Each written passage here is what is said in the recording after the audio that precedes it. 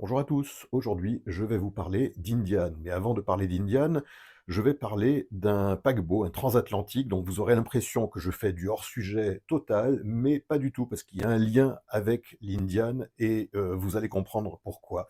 Tout d'abord, il faut que je vous dise que j'adore la moto américaine par-dessus tout, mais je ne suis pas monomaniaque, j'ai aussi d'autres intérêts. Donc par exemple, à côté, j'ai un autre garage qui est dans le même état que celui-ci, où tout tourne autour de l'histoire du hot rod.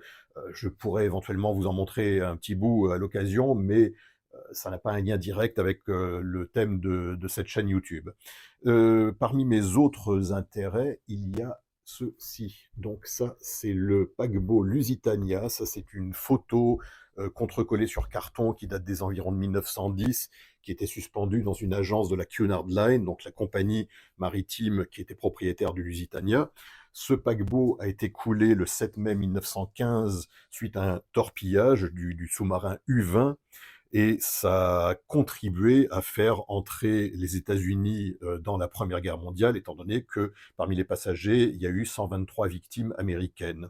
Alors, je m'intéresse au Lusitania, j'appelle ça, j'ai d'ailleurs donné des conférences publiques, dont une le 7 mai 2019, donc 104 ans exactement après le naufrage, dans un grand amphi des années 30, tout en bois, c'était magnifique. J'avais ponctué ça d'une exposition sur le Lusitania. Et pour faire venir un petit peu de monde, comme tout le monde ne connaît pas le Lusitania, j'avais appelé ça le Lusitania, l'autre Titanic. Voilà.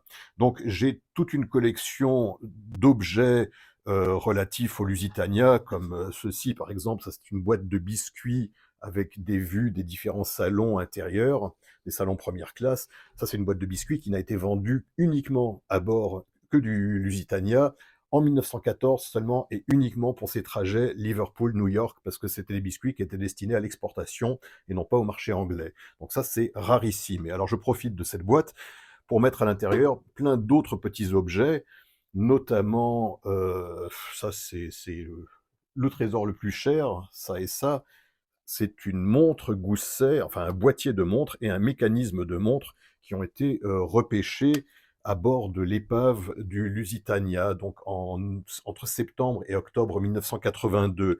Il y avait une société américaine qui s'appelait Oceaneering International qui a décidé en 1982 d'entreprendre une comment dire, une plongée sur le Lusitania, parce qu'il est pas très profond, hein, il a coulé au sud de l'Irlande, donc il est à 19 ou 20 kilomètres des côtes, et il est seulement à entre 90 et 100 mètres de profondeur.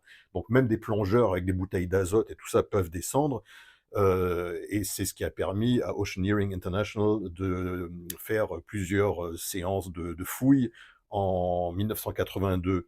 Ils pensaient tomber sur des lingots d'argent parce qu'il y avait soi-disant, enfin sur le manifeste de bord, donc le listing de tout ce qu'il y avait à bord lors du dernier voyage, il y avait des lingots. Et comme en plus le bateau, l'épave s'était écrasée sur le flanc tribord, donc le flanc droit, ce qui avait complètement éventré la coque, ça permettait l'accès à la salle des coffres.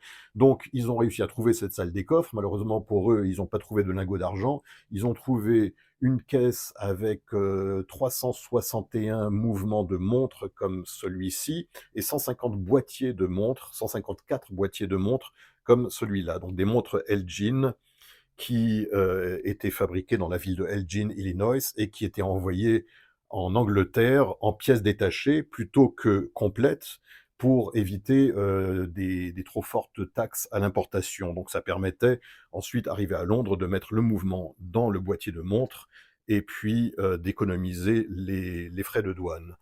Alors j'ai aussi d'autres objets, j'ai par exemple plein de lettres, des lettres originales ou des cartes postales qui ont voyagé à bord du Lusitania, donc parfois avec le tampon du Lusitania. Heu, Qu'est-ce que j'ai d'autre? Des médailles des médailles qui ont été frappées par l'Allemagne, juste après le naufrage pour, en quelque sorte, se moquer de ce naufrage. On y voit ici un squelette de la Cunard Line qui vend des billets parce que l'ambassade allemande avait prévenu dans le New York Times par un article que, attention aux passagers américains, évitez d'embarquer dans des navires anglais parce qu'ils risquent d'être torpillés dans les eaux territoriales anglaises. Donc la Cunard Line, apparemment, a quand même vendu des billets et c'est ce qui a mené à ce torpillage. Enfin, non, c'est pas ce qui a mené au torpillage, mais c'est ce qui a mené au fait qu'il y ait eu 123 victimes américaines. Voilà, donc ça, c'est pour les petits objets. Enfin, j'en ai plein d'autres. J'ai des photos, j'ai vraiment plein d'objets, plein d'autres souvenirs qui étaient vendus à bord dans la boutique de souvenirs du navire. Mais alors, la raison pour laquelle je vous parle du Lusitania, c'est que George Handy, donc le fondateur principal de la marque Indian, a voyagé plusieurs fois à bord du Lusitania. Donc, on sait qu'il a voyagé une première fois en 1913. Il a fait un aller-retour entre New York et Liverpool, sans doute pour se rendre ensuite dans d'autres pays européens. Et ensuite, en 1919, il a refait un aller-retour. Il a refait d'ailleurs le 99e aller-retour sur 101. Le Lusitania a fait donc 202 traversées de l'Atlantique, soit 101 aller-retour. Il a été torpillé à la suite du 101e aller-retour. Et George Handy était d'abord du Lusitania pour le 99e, donc l'avant-dernier aller-retour de ce Lusitania. Il a aussi voyagé à bord d'autres navires. Il a été plusieurs fois en France. Et notamment pendant la Première Guerre mondiale, il s'est enrôlé dans l'US Army en tant que volontaire pour se charger de la distribution du courrier. Pourtant, il était encore PDG de la marque Indian à l'époque. Donc, il y a donc un rapport direct entre George Handy et le Lusitania, mais il y a aussi autre chose que j'ai trouvé en fouillant, non pas dans les bouquins, parce que alors là, ce que je vous raconte là, vous trouverez ça dans aucun bouquin Harley, Indian, enfin surtout Indian, mais j'ai vraiment fouillé les archives, notamment des services d'immigration américains. Donc c'est ce qui m'a permis de connaître vraiment le détail des dates de départ, d'arrivée de George Handy, enfin tous les mouvements de George Handy et en partie de sa femme. Donc sa femme qui était d'ailleurs, sa deuxième femme qui était d'ailleurs sa secrétaire, qui s'appelait Edith, tout comme la première épouse de George Handy qui s'appelait Edith également. Donc là, je m'embrouille un petit peu, mais j'ai pas fini. J'ai aussi trouvé, en fouillant d'autres archives, le manifeste de bord, donc ce qu'ils appellent le cargo manifeste, c'est-à-dire l'inventaire de tout ce qu'il y avait comme marchandises à bord du Lusitania pour son dernier voyage. Et figurez-vous qu'il y avait, entre New York et Liverpool, 8 motos qui devaient être acheminées en destination finale à Londres. Alors, 8 motos américaines qui partent de New York vers l'Angleterre en 1915, on peut se dire, ce sont soit des Harley, soit des Indian. Il y a vraiment de très grandes chances que ce soit ça, parce que les autres marques étaient beaucoup moins distribuées en Europe. Mais je pense, moi, que c'était plus des Indian que des Harley, parce qu'à partir de mai 1909, Indian a ouvert une grande filiale d'importation à Londres. Donc c'était un grand magasin qui se trouvait dans Great Portland Street, donc près de Oxford Street à Londres.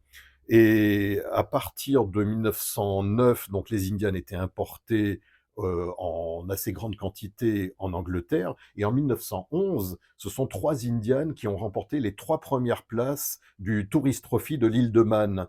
Le deuxième, d'ailleurs, celui qui est arrivé à la deuxième place, se prénommait Charles Franklin. Donc Charles Franklin, qui était l'ingénieur ensuite, l'ingénieur en chef de chez Indian, à qui on doit l'Indian Scout à partir de 1920. Voilà, donc les Indians étaient vraiment très très populaires en Angleterre à cette époque-là. Je pense que les 8 motos qui étaient déclarées pour une valeur totale de 1650 $, donc en plus quand on divise ça par 8, on tombe à peu près dans les 200 $, ce qui correspond au prix de gros, donc de ces Indians de l'époque-là, qui étaient vendus au prix public entre 250 et 280 $, disons. Donc voilà, il y a de fortes chances qu'aujourd'hui encore, à une centaine de mètres de profondeur, au sud de l'Irlande, il y ait 8 épaves d'Indian flambant neuves, enfin épaves quand même, qui soient là. Mais sachant que ce boîtier de montre a été repêché, donc il est resté entre 1915 et 1982 dans l'épave du Lusitania, il n'est pas en si mauvais état que ça, hein, même la vitre est encore intacte.